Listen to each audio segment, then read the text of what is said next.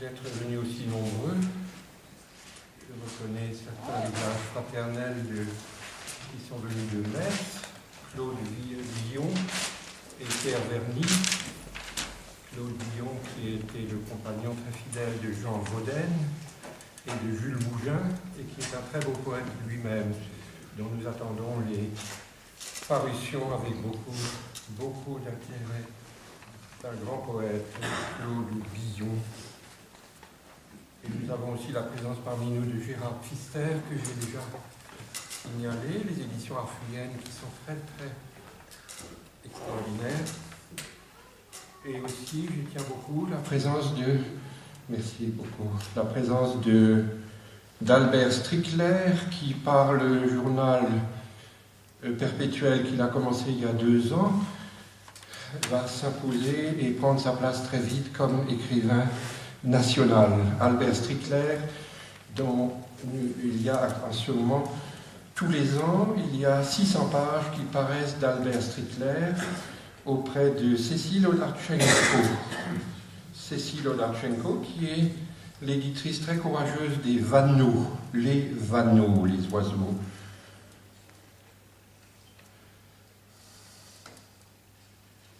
Amour de l'ironie.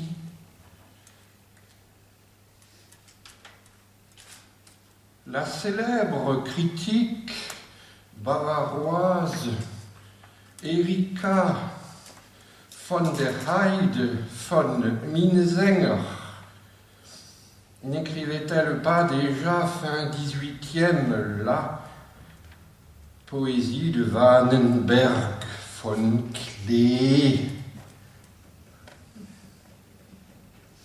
Bruissait d'une allégresse sans fin, peu courante parmi les auteurs de ce temps-là. Et dans le fond de chaque feuillet, l'on devinait la chasse à courre que se livrerait l'espoir acharné sur le désespoir. Point de vue imprimé dans la revue Romania Germania, numéro 417, page 3545, Académie de Lauterbourg, avril 1888.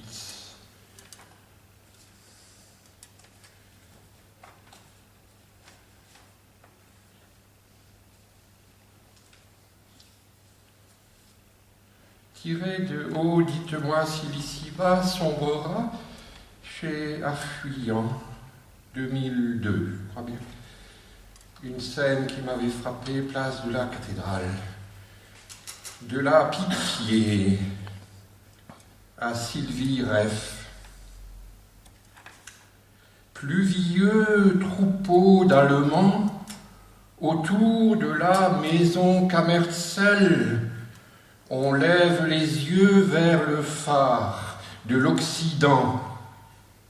Tour de Babel dont la folie n'a pas d'équivalent sur la terre.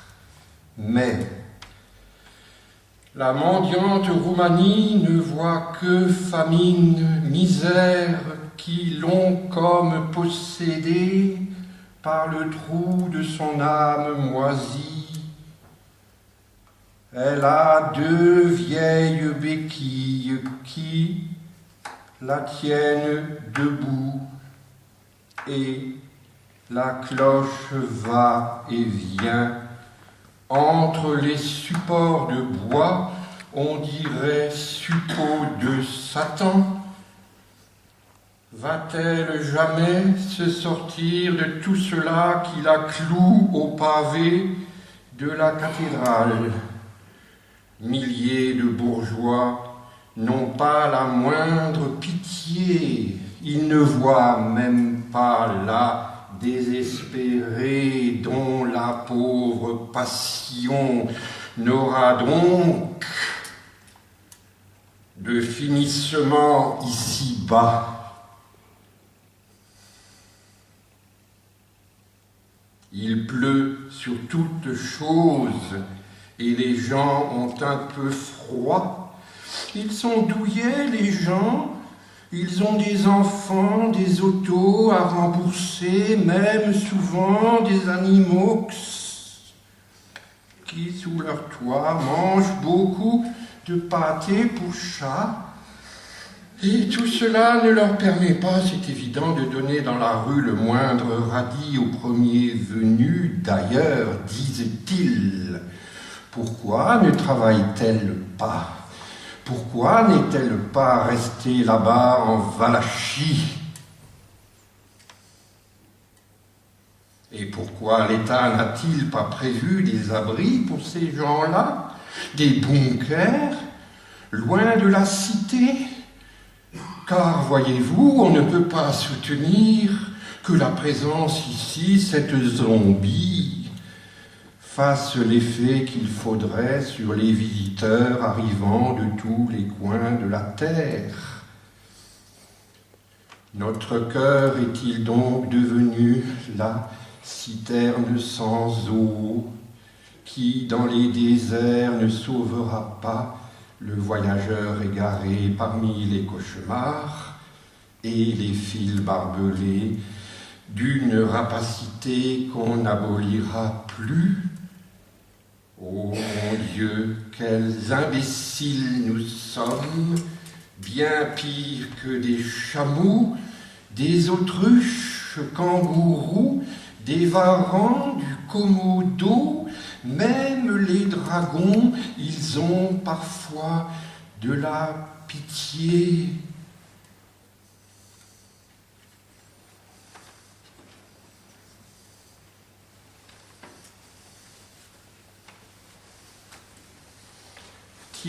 J'aurais dû commencer par là, des rêveries d'un promeneur strasbourgeois, publié à la Nuée Bleue en 2002, je crois, et dont les 5000 premiers exemplaires viennent de s'épuiser.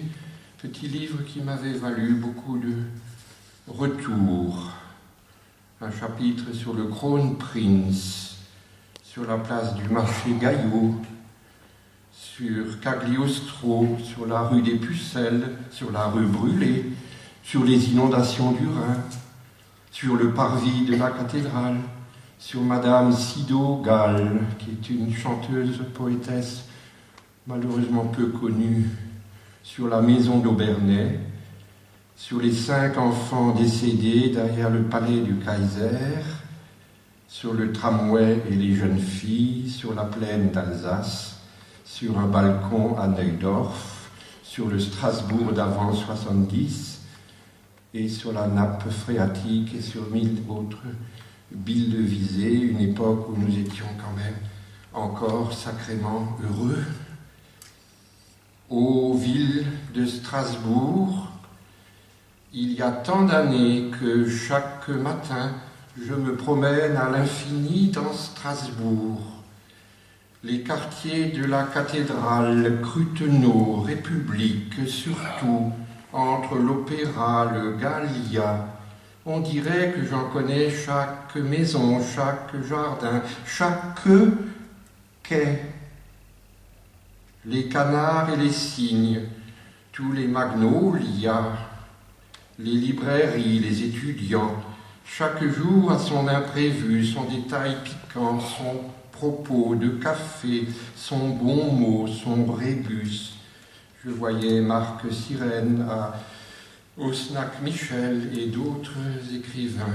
L'air du temps nourrit ma flânerie de 1001 petits riens.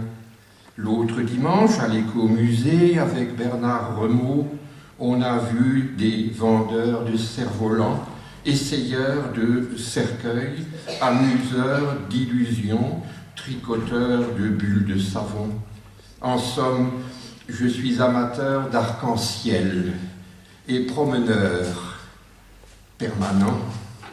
Ma ville en était surtout quelle féerie, quel château de lueur, oasis d'utopie, fatras de rêverie, quel marquisat d'écriture et d'opéra. Dans les souvenirs fabuleux des plus grands musiciens et mystiques d'Occident et celui des premiers imprimeurs de l'humanité. J'y croise aussi chaque jour quasi le désespoir lui-même, sous la forme cabossée des clochards SDF. Ah, les pauvres âmes blessées qui, çà et là, se traînent dans l'invisible sang noir de leur malheur. Au Moyen-Âge, des milliers de religieux s'occupaient de ces âmes-là, leur lavant le corps et le cœur, parfumant leurs pieds pourris d'une patience angélique. C'était le corps du Christ. On lavait le corps du Christ. Ça valait la sécurité sociale, hein? Mais de nos jours, que fait-on pour ces hommes-là? 5 éboueurs chargés d'1 kilo de clés sont entrés dans le café, ils ont travaillé toute la nuit, vont boire un baron de bière et jouer à Totoloto. Quel cheval gagnera-t-il? Déjà le jour s'élance vers la montagne bleue. Il a, le jeune homme jour, des lunettes noires comme la mort et son sourire éclatant, quelque chose d'américain, quelque chose d'américain. 2001-2002. Que l'été nous